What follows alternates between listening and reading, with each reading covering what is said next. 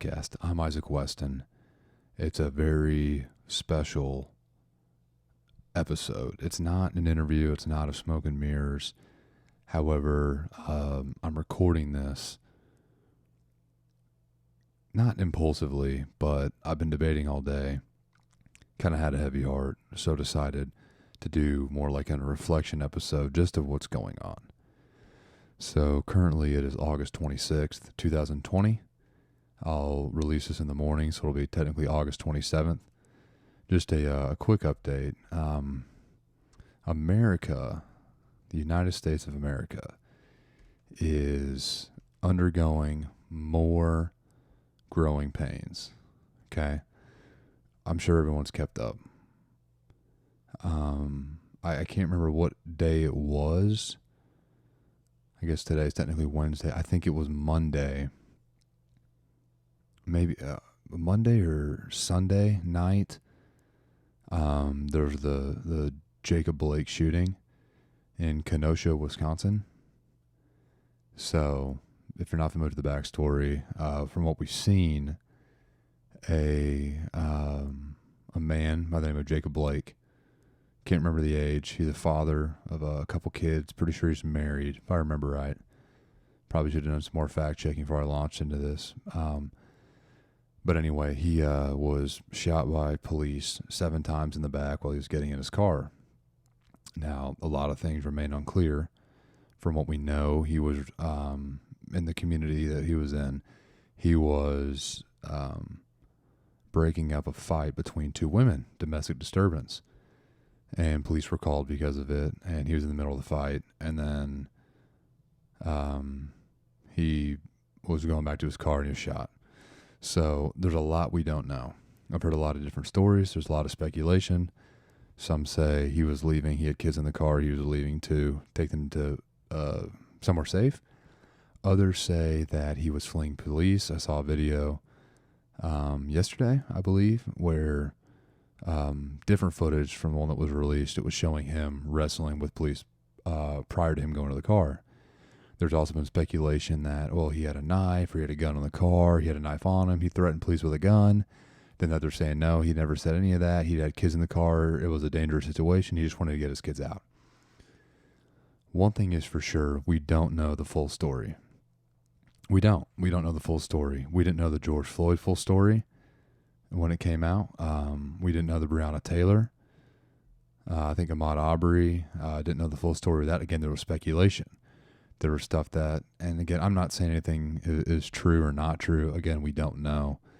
But I've heard, 2 sides to every one of these stories the last 4 or 5 months. Whether it was George Floyd, where it came out later he had methamphetamine and fentanyl in his system. And I'm not saying that's any justification for being killed by police at all. I'm just saying that's a detail that they just released within the last couple of weeks and really started getting some attention here the last couple of days. So my point with all this is, not only do we not know the story, we probably won't know more details for a while, if they're ever released at all. So, all that to say, it's tough. I saw the video of Jacob Blake. They showed it on Fox News yesterday morning or Monday morning. Yeah, Monday morning, and it's disturbing. It's again, I didn't know the full context. I actually talked to my buddy Denzel Anthony. Love to have him on the podcast sometime, by the way, because I just heard that there was a shooting of an unarmed black man in Wisconsin by police, and that's all I'd known. So of course, people were vocal about it, and on August 24th, I was talking to my buddy Denzel, and that's why I asked what the context was, because all I'd seen was the video. Anyways, yeah, Denzel's a great guy. I definitely always appreciate his insight as a he's a young black man, very active in Memphis. Always been big in Habitat for Humanity, mentoring, pouring into the next generation, truly making a change. And I've gotten the privilege to meet lots of great people in the city of Memphis and different cities I've gotten to go to, but especially Memphis. That's where I'm at right now recording this. Anyway, going back to my original point, this is a tough time. This has been a very tough, I don't even know how many months now for America. George Floyd was end of May.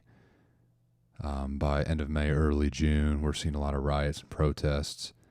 We're seeing a lot of social change. We just had the NBA come back, and they ended up announcing today that a lot of teams have pretty much postponed the rest of their season, but they postponed playoffs today in light of the Jacob Blake shooting. As they're, playing in front of no crowd because of coronavirus, and they have Black Lives Matter on the court, and they have different expressions on their jerseys. So they just came back to play with some of these changes made to show the show unity. It's a tough time. If you haven't had the chance yet to listen to Julian Griffin talk on episodes 4A and 4B, I encourage you, not because it's my podcast and I want more views, but he truly had great things to say, and I've gotten a ton of great feedback from him or from other people, but about his episode. That people really took to him, and he had a great approach. He's seen a lot, and I really respect him and his views. So anyway, just a quick plug on that. But right now we're in a season for lamenting. I think biblically, of course, the Old Testament is about the Israelites, is about the Jews in the Bible, the true Jewish race. And one thing that I think the Jews, and to my understanding, they still practice it today, but one thing that they have gotten right historically, through Scripture, and then, like I said, today, as far as I understand, is they have something called Shiva, which is a week-long, it's a 7-day period of mourning. They grieve. It's bereavement. So they'll have a proper burial, funeral for somebody, and then they spend a week grieving. And there's, there's a spiritual aspect to it, of course. It's complete reliance on the Lord. But also you think of just the emotional toll a death or a traumatic experience has on an individual. And when you can take 7 days to focus only on that and process that, the wonders it does for your mental health. And I'll go more into that here later. But I think, that's one thing that they have done right. And I think that is, whether, you believe in the Bible or not, Judaism, Christianity, Muslim, nothing, whether you're a person of faith or not, that is something that I do admire. A lot of different practices, groups, belief systems, talk about meditation, talk about clearing your mind. Then that kind of, plays right into that as well. You're having time to grieve, to process something. You're not going to act viscerally on your emotions. It's tough. Even seeing stuff. I remember watching the George Floyd video, watching the Jacob Blake video as well. And they're disturbing. They are. I don't really care what went into it. Just from what you've seen, it's unnecessary. Now, again, I don't know the full context. I don't want to make any assumptions on either side here about Jacob Blake, because again, everything's so fresh, so new. If true, everything that I've heard about how he was just trying to leave, get his kids out of there, either way, getting shot in the back, that's just, unless he actually was reaching for a gun and we don't know that, and it comes out later, of course I'll correct it, but like unless that's going on and the officer saw something that we did not see and will not know yet, I mean that's pretty I don't know if cheap is the right word, but it's just not right. Like, I don't know. It's disturbing to watch because it doesn't seem right. Like I said, it seems cheap, almost like cowardice. Now, all that to say, if there's more that comes out later and you see why they made it, I don't necessarily think that, we're all a bunch of just bloodthirsty individuals trying to just kill anybody we don't like. So I'd like to give people the benefit of the doubt, and then I don't want to make any rash conclusions without knowing the details. But regardless, nobody deserves that. Nobody deserves to die the way George Floyd did or Jacob Blake, because now what's come out that he's paralyzed from the waist down. And he's young. He's older than me, but he's young. And again, he's a father, he's a husband, he's a cousin, he's an uncle, he's a member of the community. He's God's creation. So it's tough to see something like that happen. So again, we're going through a lot as a country. There's a lot of division. There's a lot of tension. There's a lot of people hurting. And I've always been one, almost to a fault, but I've always been one to really like facts, whether it's history, whether it's even something like math or engineering, had to do a little bit of that in the past. And I'm trying to work on not being so quick to jump into facts that we miss helping people who are hurting. Because again, facts could come out. Who knows? It could change the entire context of the Jacob Blake thing. We don't know. That all remains to be seen. But as of right now, they haven't. And there are people hurting. And that's also a fact. I know a lot of people I've seen on social media, they're really hurting. They're really struggling with something like this. So I think me as a Christian and me as a person who can't really empathize, how do I start to understand them better, people that are hurting? Because, when it's not this, it's going to be the next thing. Whether it's, a racial thing, and not just, black and white. I don't know why we've made everything black and white, as if, black and white are these antithetical, races that they always have to, I mean, there's Native Americans, and there's Asians, and there's Hispanics, and, there's people from the Middle East, and there's different, parts like even Central to South America, just the differences you see there, and then different dialects of different languages. So there's a lot more than just black, white, and then 3 other colors. There's a lot of different ethnicities. And so it's never just going to be, one group versus another, because at the end of the day, we are all human. So as of right now, black people in America are hurting. So you think as a Christian, but also just as a fellow American, okay, how can we help? How can we help, mend this gap? I always think of Romans 12:15. It says, "Rejoice with those who rejoice, mourn with those who mourn." Like a lot of things in Scripture, it's simple, it's understandable, and there's really nothing controversial about that. Right now is a time of a lot of people in America mourning, and I think we need to. I'm trying my best. I'm not great at it, but I'm trying my best to mourn with those who mourn, and just listen and learn. This is all. It's growing pains, but again, growing pains are rough. They stretch you. They hurt.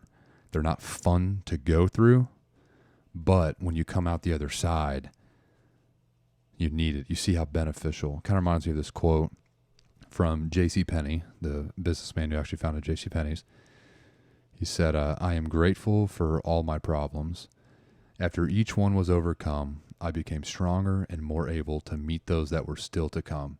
I grew in all my difficulties." So it's just kind of a reminder of what we're seeing, what we're experiencing now. Yeah, it's bad. Yeah, it's tough. And it doesn't seem to be getting any better, because just when you start getting over one incident, there seems to be something new arising. But what an opportunity we have now for growth. So where do we go from here? That's kind of the point of this podcast. I don't know all the answers. I'm not going to claim to have all the answers. I've kind of narrowed it down to 3 points. And again, so I'm a Christian. I'm trying to put it into 3 points that aren't just this Judeo-Christian worldview. Here's what you got to do and follow these verses. Because, again, there's more people in America and the world than just Christians, and I understand that, and want to be impactful to everybody. And so here's the 3 I've kind of narrowed it down on, and I'll expound on all of them and kind of give my reasoning. Number 1, start thinking rationally instead of emotionally. Number 2, start taking individual responsibility, individual accountability. And number 3, start treating others as individuals rather than these generalizations. So kind of how I got to those 3. A lot of it's from just what I've seen, especially from March, mid-March, when the pandemic got real bad, all the way till now. Here we are, end of August almost. So you're looking at it's been over 5 months. And the kind of stuff that we've seen. And again, I'm not a fan of cancel culture. I'm not a fan of censorship. I'm not a fan of suppression, whether that's free speech, religious beliefs. Just even too, one thing I want to normalize, again, is just disagreeing with each other. I mean, it's healthy. I think of all the great conversations I've had, and a lot of people will take this posture of humility, and they've been so, gracious as to call me out when I'm wrong, or if they disagree with me, explain why, and just leave it at that. And then, if we don't agree, we recognize, hey, we're not going to agree on this, agree to disagree, as the old cliche says. That's not the narrative that we have as a world today. There's no longer agree to disagree. It's if you disagree with me, I'm going to name call you a bunch of these reasons. I disrespect you as a person now. Like you've lost all credibility, all sense of morality I thought you had that made you a friend or a colleague, whatever. Like that's gone. And then I want nothing to do with you. And like that, what about any of that is healthy? It's not. It's self-righteous and it's selfish. And I'll talk more about it later here.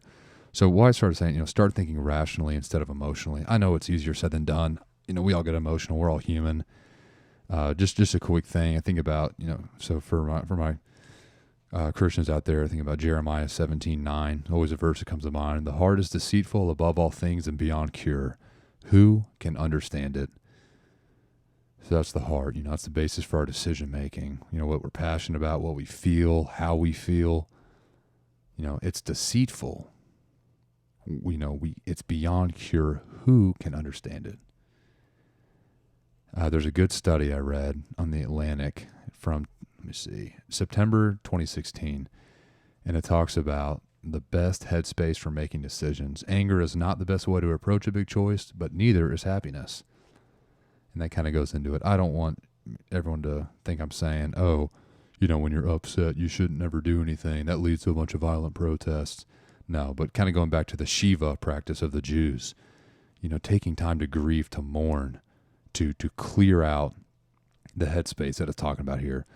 So one thing I liked about this article, it was talking about, of course, the way we as humans are wired and how we make decisions and how that's tied to emotion. And people of all color, religion, background, tax bracket, they're all guilty of acting impulsively. Even I would know better than anybody else how visceral I've been in the past.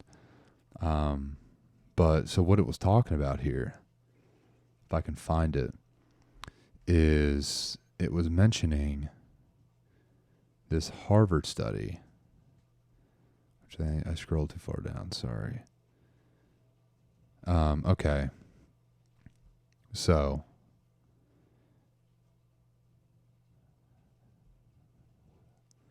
Jennifer Lerner is a professor of public policy and management at Harvard, and she's talking about acting on emotion. So just to quote the article, it says, in fact, much of Lerner's research focuses on how emotions can influence decision making and not always for the better. Your gut, to the extent that it reflects your feelings, might be steering you wrong. Take anger, one of the emotions Lerner and other psychologists understand best. Where fear breeds uncertainty, anger instills confidence. Angry people are more likely to put the blame on individuals rather than society or fate. Anger makes people more likely to take risks and to minimize how dangerous those risks will be. Other researchers have shown that angry people rely more on stereotypes and are more eager to act. It's an activating emotion. In lab studies, people shown angry faces crave a reward more intensely. The trigger-happy impulse is evolutionarily adaptive, Lerner said. She said, we evolved in hunter-gatherer times, she told me recently. If someone steals your meat, you don't think, should I go after him? No. You strike back quickly. So something you don't even consider it. It's the way we're wired as humans. It goes all the way back to our ancestors when they were starting to, inhabit the earth. Of course, I like that. We don't make smart decisions when we're angry. And again, too, when you're in a good mood, you may, have terrible money management when you're in a good mood. Same way, you're not supposed to go grocery shopping when you're hungry because you just buy a bunch of stuff you don't need. So we got to start thinking rationally instead of emotionally. That Harvard study there shows what happens when you are thinking emotionally as you're making bad decisions. And I think just acting viscerally just rarely acts in your favor. Just a quick example, because I'm a journalism major. I got to go to the this big press event in Nashville last year. That was about it was like the Tennessee Free Press Convention. It was something like that. And Governor Bill Lee spoke, and a bunch of other people that work in journalism and public relations, public affairs, all that kind of stuff. They spoke, and this was right after. If you guys remember, this is early 2019. Jussie Smollett, the actor, I believe from Empire, had just had the whole news scandal where he was walking down the street in Chicago at 2 or 3 a.m. Two guys in Make America Great Again hats approached him. They called him the N-word, called him a faggot because he's homosexual, continued to slander him, tied a noose around his neck, beat him to a pulp, ran off. And so that was a huge story. And then around that same time, there was the Covington Catholic school kids that were in Washington. It was a group of young high schoolers, all boys, all white guys, and they were wearing Make America Great Again hats or Trump shirts or whatever. And they were there in Washington at a big event. And there's an old Native American man playing a drum, singing a song, something that was ritualistic in his tribe. And the way it was shown was, here was this one kid, and he was kind of the face of the group, and he was kind of like patronizing this Native American man. Well, these stories were about the same time, and media as a whole had a field day. Well, of course, people don't like Trump as a whole. Well, that's really neither here nor there. We're not going to talk about that, but the media understood both of these incidents revolved around Trump supporters. And plus, according to Jussie Smollett and according to this video in Washington, well, the culprits were wearing Make America Great Again hats. They're outspoken about their, support for Trump. Well, later it comes out that Jussie Smollett, like that whole thing was made up, completely fabricated by Smollett. It was a hoax. And then it came out with the Covington kids that there was actually another group there that was pretty much having a little bit of confrontation with the Native Americans. And this one kid from Covington with his buddies stepped in between. And so pretty much he wasn't making fun of the Native American. He was protecting him. And he was just letting him do like his little dance and his song and, his ritual. Because like it or not, the Native Americans, they're a very neglected group. And this is their country as well. So they have every right to go, practice, exercise, whatever you want to call it, their beliefs, their traditions there in Washington. So while I'm at this press conference, a lot of media professionals, of course, is all the age of fake news, they have to come out and admit how they got the stories wrong.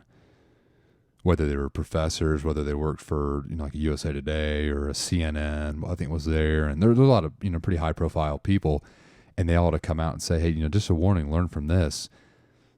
They didn't do their research. They knew people would be emotional, and they ran on that. And then later it came out within the same week that they took the Covington kids completely out of context, and they spun it in a way that would make them look bad for being Trump supporters and being white versus these natives. Again, more identity politics. And then Jussie Smollett, it came out again that it was a hoax, and that even Dave Chappelle has a great bit on it. I'm not going to ruin it. But talking about how these two Nigerian guys that Jussie hired to do the whole thing himself, he framed it so it looked like he was, attacked by these racist, white Trump supporters. But turns out it wasn't. It was completely made up by him. And the media, who acted on everyone's emotions, knew they'd get a rise out of people because they could tie it to Trump. And they ran with the stories while details had not even developed yet. And then later they had to come out, and CNN paid for it big time because they just had a settlement with the Covington kid for, the settlement was, the case was $250 million. No one has disclosed what the actual amount was he settled for, but it was a decent amount. So they had to learn the hard way on that. But that's just a quick little, blip about how people want to play on our emotions because they know the kind of decisions we make, and they know what we're capable of when we're emotional, so they can get us all riled up. I'm just saying, just watch out, because we don't know the truth, and we do need to start thinking rationally instead of emotionally. Kind of need to hurry. I don't want to make this a long one. Goes to my next point about start taking individual responsibility, or even said here, individual accountability. I read a great book last summer called Extreme Ownership. And it was written by two Navy SEALs, former Navy SEAls, called Jocko Willink and Leif Babin. I hope I said his name right. It's called Extreme Ownership, How U.S. Navy SEALs Lead and Win. It was recommended to me after someone sent me his TED Talk, Jocko, and he was talking about, so just a very, very quick story. So Jocko was, I believe, a commanding officer in the United States Navy. He was a Navy SEAL, and they were over, and they had an operation go very bad, somewhere in the Middle East. Can't remember where. Again, it's been over years since I read it. Let's just say it was Iraq or Afghanistan or something, and ended up having some friendly fire. People got injured. Operation just got out of control, was unsuccessful. Well, when they had to, give a presentation, it was do a debriefing after missions to higher ups in the military. And they're asking, okay, this thing just absolutely fell flat on its face, and a lot of bad decisions were made, and people could have been killed. We can't have stuff like this happen. Who's responsible? And there was Marines there, and I think there were Green Berets or Rangers. There's a bunch of different military groups. It wasn't just SEALs. And there was also, I think, like Iraqi,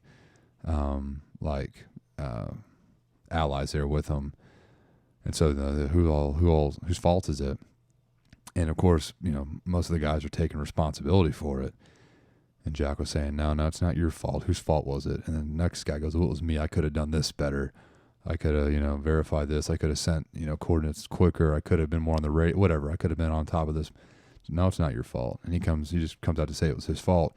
He ends up going to his higher ups, admitting it was his fault because he was the top dog and he shouldn't have let something like this happen. He ends up getting promoted.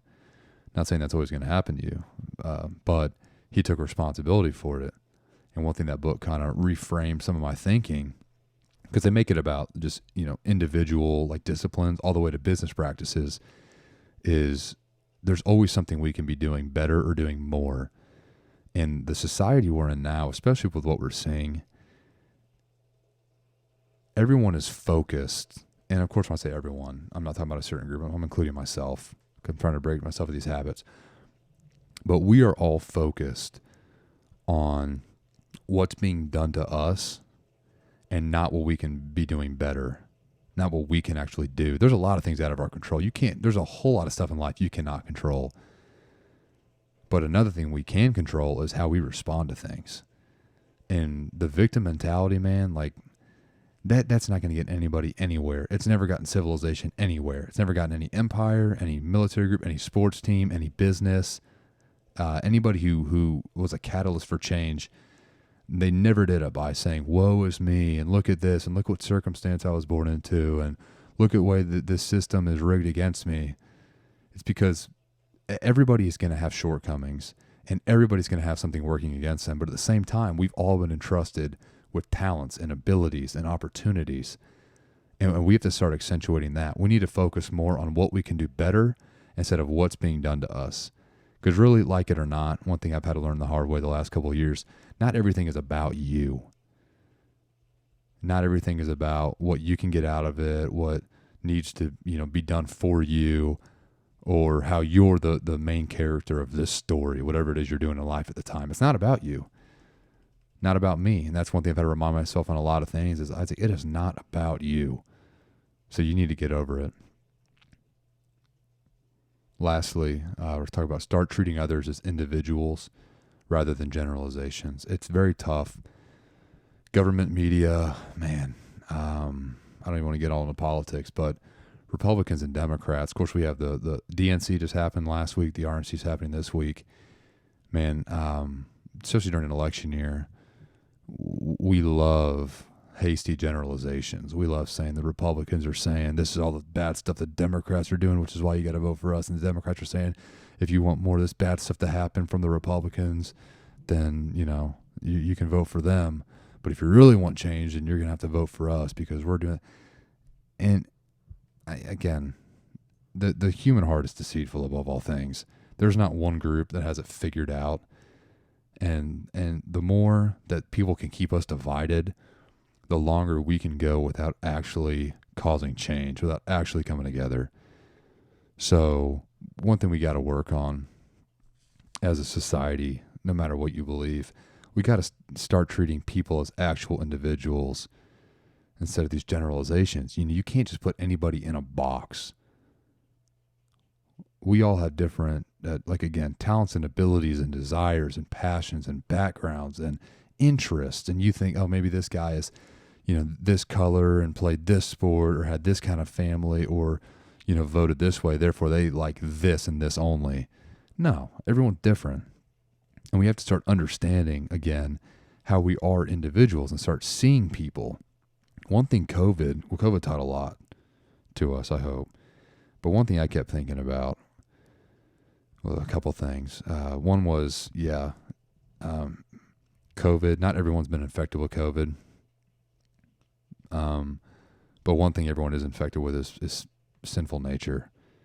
There is a disease that every man, woman, child, old person, geriatric, whatever, everybody has been infected with something called sin. And me as a Christian, I believe the only antidote, the only vaccine for this sin is the gospel of Jesus Christ. Acts 4:12 says, "Salvation is found in no one else, for there is no other name under heaven given to mankind by which we must be saved." That's Jesus Christ who died on the cross for our sins, resurrected from the dead 3 days later, and through that we have salvation. Now, that's one thing. There's something way more severe than coronavirus, and it's that human beings just at the core are not great people. We have seen that the whole time. But the other side of that coin is, one thing that COVID has taught us is that we need everybody else. When we saw the way some jobs are deemed essential, some are non-essential, I get the principle, but at the same time, every job's essential. Okay, you're a YouTube vlogger. We don't really need you. I get that. But, I think about a rising tide lifts all boats. If everybody is working, everybody has that sense of purpose. Everybody's getting to just invest in their community. They're getting money they can pour back in their economy, and you can help out. Well, now you have people in the restaurant business. They're out of work because that was not essential. Well, they still got bills to pay. They got stuff to take care of. We got to help them out. So one thing that showed us was, man, we need everybody doing everything that they're already doing for a society to function. The whole thing about how it takes a village to raise a child, we saw that with COVID. We saw that. We need everybody. And I was hoping that seeing this void of a lot of people who are no longer in their position doing what they were already doing, and now you say, well, something like a haircut or, something like I'm going to meet somebody for a drink, but now all the bars are closed. Or no, now I can't fly because they cancel flights, whatever it is. There's a lot of people in society that we need. We all need each other. And I was hoping we'd have more of this, an appreciation. I remember I was working at a moving company, and when we started, we were about some of the only people on the road. It was construction crews, landscaping crews, other blue collar guys, nurses, and then us as movers. And we'd be driving all around Nashville and stuff. And customers would always just tell us, thank you for what you're doing. Thank you for working. Thank you for doing this. Because, it's not a great time to be working, but, we're so glad that you guys are working and helping us out. But at the same time, we're super thankful to even have a job and have some income. Then, you go to the gas station and just be you and other blue collar workers, and you'd be talking to them about how they're doing and how work is going. You're staying busy. That's good to hear it. And you see a nurse and you ask them how they're going. Thank you for your service. Stay safe. I mean, we started seeing this camaraderie again, and we need to return to that. There's no way we can expect unity as a society when we paint every group with a broad brush, right? And just to end it kind of on this note here, like 9/11 doesn't represent all Muslims, right? George Floyd's killer doesn't represent all police. Even Dylan Roof doesn't represent all white murderers. I mean, to use him as an example for every white criminal, and that's your baseline. I mean, which, just a quick thing on that. One thing that church did really well, I think it was Emmanuel Baptist, if I remember right, which Charleston's kind of near and dear to me. That's where my mom's from. But man, I don't want to sit here and cry. But hearing the way these people from this black church spoke to him when he was in his like holding cell there over the camera, however it was, and just talked about how they forgave him and loved him and wanted him to give his life to the Lord. And just seeing the way that they, who were victims of his evil, the way they grieved and they lamented, but ultimately they let him know, we've been forgiven, therefore we forgive you. I mean, man, that speaks volumes, even to this day. Remember, there was a mass shooting at an Amish schoolhouse back in like 2006 or something, and the Amish did the same thing where they forgave the shooter. I mean, you want to talk about how we get unity, man. I'm not saying we turn the other cheek. I'm never that perfect by any means. And I do think there needs to be justice. And if someone breaks in my house, now's not the time to sit down and have a nice heart to heart, dude. You're going to get rocked with some hollows. But, I mean, that truly does speak volumes. And just lastly, I kind of want to end it on this, something that we all need to work on, and I'm guilty of myself. In terms of like cancel culture and stuff that we're seeing, it's unbecoming and it's narcissistic when we are offended by literally everything or just anything that we think we deserve to be offended by, and there needs to be change because of it. I mean, people don't want to be around people like that at the same time, but also it kind of shows we're at a society where we're very self-centered when it's, there's one thing I don't like, I demand change in this facet of society. And if it doesn't, not only am I going to, throw some big temper tantrum, but if you don't agree with me on that, I'm done with you. You're canceled. Come on, guys. That's not, we do. Again, we need everybody. And I've known a lot of great people over the years. I've gotten to, meet natives when I was in Alaska. I've gotten to hang out with Hispanics from different parts of the world. I've gotten to go overseas a couple times. I've made a lot of great black friends over the years playing football, and then the last 6 years I've been in Memphis, and everyone that I've met, they've all like broken the stereotypes for the most part, no matter what group you are, because rarely are we our generalizations, no matter what group you are. There's Democrats and liberals that I've gotten close with that I truly respect and value their opinion, and I'm glad they think that way. Just so we don't need everyone thinking the same way. And then I've met Trump supporters, and you think, the way the news paints out Trump supporters, there'd be some bad, unethical people, and they're not. They're nice people that lay down their life for you. So all these generalizations got to stop. We got to start seeing people as individuals, and I think that's truly what's going to start bringing some change. Lastly, just to wrap this all up in a pretty little bow, is just a poem again, talking about the growing pains we're going through, the stuff that it is tough. We're trying to seek truth. We're trying to figure out. We're acting impulsively. People have the right to be mad. People have the right to be upset and want change. You got to fight. America was founded by fighters. We got to fight for something noble. We can't fight, acting emotionally and impulsively, but we got to know, okay, what is it's bad? What is the good practical response? And then how do we implement it? How do we fight for change? How do we make this country or this world, this society into what we believe it needs to be? And how do we do it practically with longevity that it's here to stay?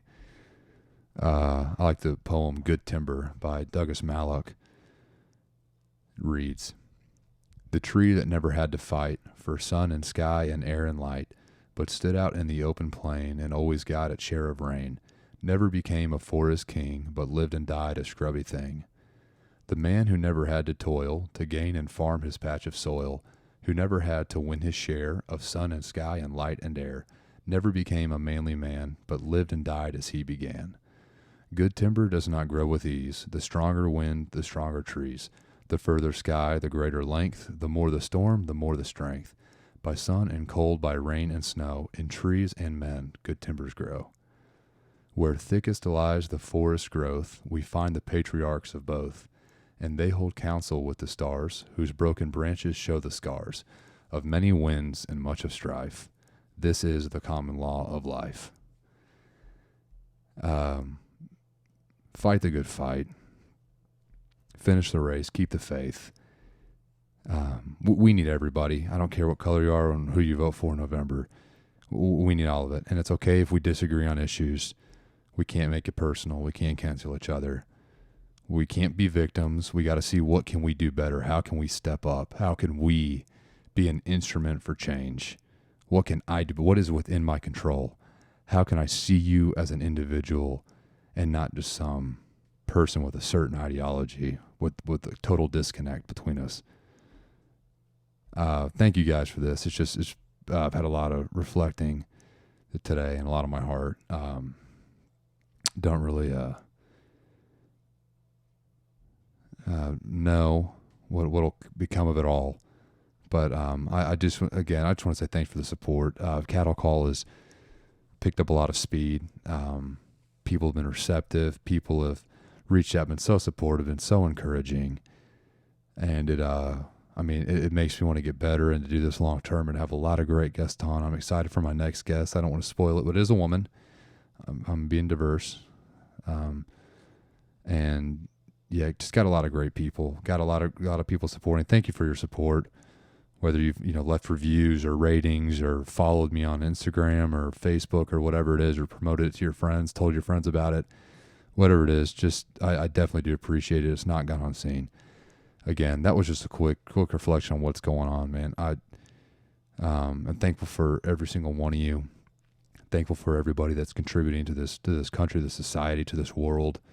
No man is an island. We need all of us. Again, I'm Isaac Weston, and I will see you on the other side.